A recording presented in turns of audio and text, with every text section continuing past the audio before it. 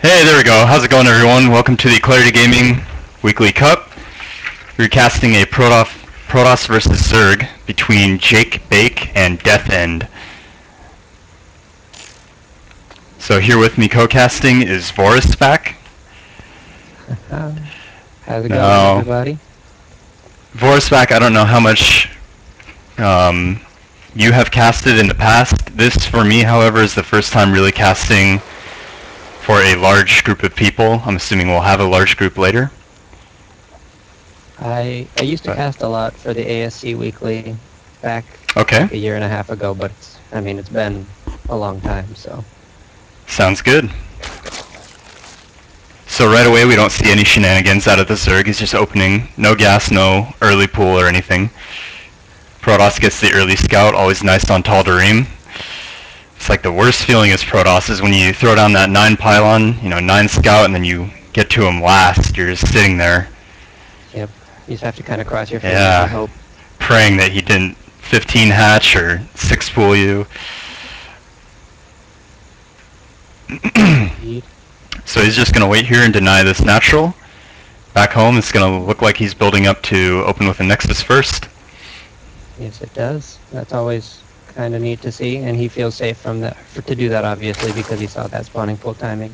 Exactly. And it's like, well, no Zerglings can come do anything until the time when I would be ready for it, so, oh, no, I guess he was just holding on to his minerals. Yep. Goes down a Forge, and then a Nexus. Normally, if you're going to do that, like if you're planning to do that the whole time, you'll just throw down that Forge when you can afford it, but either he was waiting to see something that he liked and he didn't see it, or else he just isn't quite playing 100% right now. Yeah, or he could have been intimidated by the fact that it's not cross-position, it is close. So there is the variable that Zerglings might be able to make it there in time, because if he did go a Nexus first. But I think he's just taking the safe route at the moment. Not a bad idea. Anytime you're unsure, better safe than sorry, right? You don't want to lose a game in 8 minutes, you'd rather go to 15, and if you had a disadvantage, exactly. At least you played it. And the Zerg isn't going to be able to get anything more than, say, 2 to 4 Zerglings inside the base. So even if he did, he'd be able to fight it off with probes, but it would just be a very annoying tax on his APM. Yeah, that's never fun to have to pull probes. Exactly. So back on the Zerg side, we've got gas finishing up, drones hopping in there. We're going to probably get speed going once those mine 100 gas out of the geyser. He did put 4 there on accident, so that's going to be a little bit annoying. But he saw it, as it's kind of easy to see. You got a drone just sitting there. And in the early game, right, you don't have anything better to do with your time, so you might as well be clicking on everything to make sure it's all what it should be. So I'm sure you're a Master Zerg, right? I am. I'm sure you're very happy to see that this third right here no longer has rocks. Yeah, I played on this map again for the first time in probably almost a year the other day, and it was much nicer not to have to deal with that. Even as a Protoss, it's still annoying, you still have to open, as a Protoss myself, I have to open with gateways to get Zealots or Immortals out with a Robo, just to clear out those rocks, so it was almost as annoying to me as it was to the Zerg. Obviously it affects their build a lot more than it does a Protoss build, though. Yeah, in general. With the way the standard gameplay has shifted to favor fast thirds for all of the races and pretty much all the matchups, it makes a lot more sense nowadays not to have the rocks than it did back when Zerg was just kind of being abusive with a fast third and none of the other races really had anything they could do that was a standard to take advantage or counter that. Exactly, and it's nice to see that Blizzard is catching on to that as they create and update maps. Indeed. We have 1 Zealot being taken out, but a second one has been chrono boosted out, so that's going to be fine for defense for DeathEnD, but he probably won't want to push out onto the map at all, because Zerglings are still a little bit scary. Speed's almost 2/3 the way done right now, and a lot of drones running down behind this. No third for the Zerg still, though, so we probably will be seeing a little bit of a faster lair here, and I think nowadays it seems most popular to start getting infestors pretty quickly here. And we should still see a third hatchery thrown down sometime soon. And this Protoss is most likely going to be taking a early third off of 4 gateways as he has no tech and it is already 7 minutes. He also has no gas in his natural. So that alone pretty much says that either he's doing a big 8-gate all-in or he's most likely planning to take his third. Yeah, he was just chrono boosting his +1 on the Forge, and I think the Cybernetic Store a little bit as well, so that could hint that he wants to do some damage, but a Robo Facility is almost halfway done now. So it looks like it's just a little bit of a delayed tech play. Already 4 Spine Crawlers for the Zerg. That's quite a bit for this time in the game, I have to say. Yeah, he must be really scared of this pressure coming out, which is strange to me since he has vision of everything that's going on. And now, he can see that Forge with this Overlord, so he may have seen the Chrono Boost and reacted. Yeah. Oh, and he's going to catch the units before they move, before they get into doing the damage, so the Stalker's going to go down for free, and that leaves just Zealots, which aren't going to do too well against the Spine Crawler while Zergling's pinning them in place. And the Zergling's doing a really good job of not letting those Zealots get in there to do what they want to do as it is. Are they maybe going to get this pylon? Looks like they might. Nope, not quite. However, he did cut off more reinforcements, but there is one more pylon back here, so maybe the Zerg will catch it, but most likely not, as he probably needs to defend with that many Zealots on the field. Yep. We do have a lair finished up for JakeBake, but nothing for tech yet. Throwing down a Hydralisk Den in his main right now, which is a little bit weird. Usually when you see this kind of thing, it's for some kind of Nidus all-in off of 2 bases.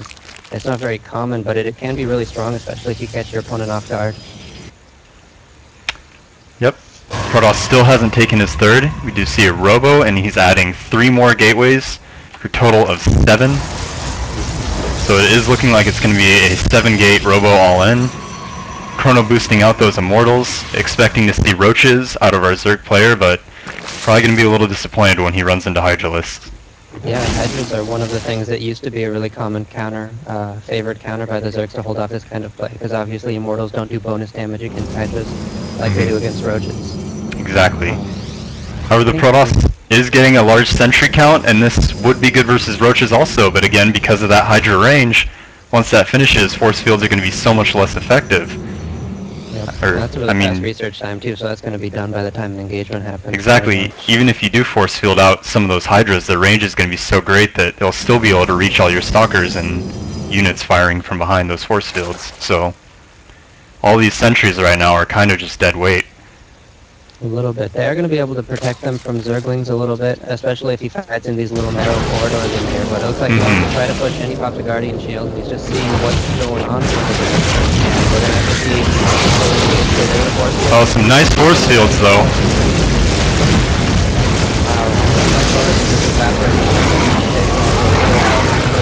Good transfuses on the Queens. Yeah, the Protoss forces have been whittled down quite significantly. There's not a lot to tank the damage anymore for DeathEnd, but he is going to be able to warp in a ton of units at a time, because he does have 7 gateways. Killing off a Changeling, making sure that he can't see his army, as he probably was able to just watch his entire positioning as he was retreating, so this Zerg can probably feel comfortable to take a 3rd now. I'm surprised he hasn't already, actually. Yeah, it very much looked like he wanted to do some kind of drop wall in it. It looks like he might actually still go for it, since Ventral Sacs and Unitized Carapace did finish, so he's going to be able to load up all his Hydras into his Overlords. And if he walks across, there's a really small distance between dropping from this recessed 4th position base here to both the main and to the natural. And this is a great way to deal with the slow Hydra speed off creep. Obviously, he's not in the Overlords at the moment, but Overlords probably do provide a much quicker retreat path. And this is interesting. I don't think I've ever seen Ling Hydra drops before. This is definitely something new. He is going to catch this Warp Prism, though, and if he drops Hydras... Yep, there we go. At the same time, it's going to let DeathEnd be able to get his own information with his drop. He'll have the element of surprise to do a ton of damage. Still not taking a 3rd, though, so this Zerg does seem to be planning to go all in. And with that Warp Prism, I think he saw all these drops. This Protoss has to be already ready. These drops aren't going to do anything. He is, however, still producing Immortals. I don't know about that. They're nice to have, right? And we do have a ton of Roaches in here now. We see the giant drop in the natural. Protoss is reacting to it nice and quick. Even a Queen in there, probably to lay down creep tumors. Good indeed. He just has to make sure to drop creep with his Overlords. He's going to be able to focus down the Nexus that goes down, and if he wants to, he can just retreat and not really lose much of anything. The Protoss was way out of position. He had a unit in the mineral range, very strange place to put them. And these Stalkers don't have Blink, so they're only going to get that 1 Overlord, whereas he probably could have gotten 2 or 3 if he had Blink. Ooh, the Observer goes down too, so the Protoss is just going to be even a little bit more blind than he was before, and it's just going to be so much harder for him to position against these drops. But at the same time, the Zerg still is only on 2 bases, so even though he killed the natural, he's not really as far ahead as he would otherwise be because he can't really just easily macro out of here.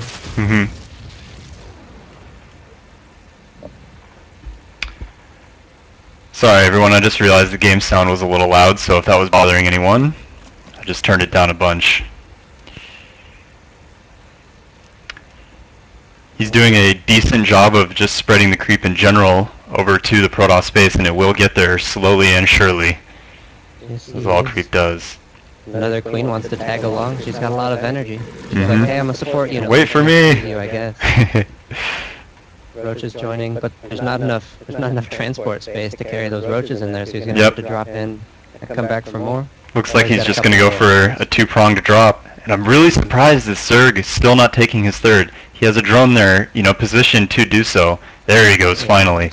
Because when you have the extra money to do so, you know, why not? Yeah. Oh, and he's getting a Spire as well right now. Because this is something that you would really want to have more bases on, especially as a transition out of this, since he's not exactly floating gas.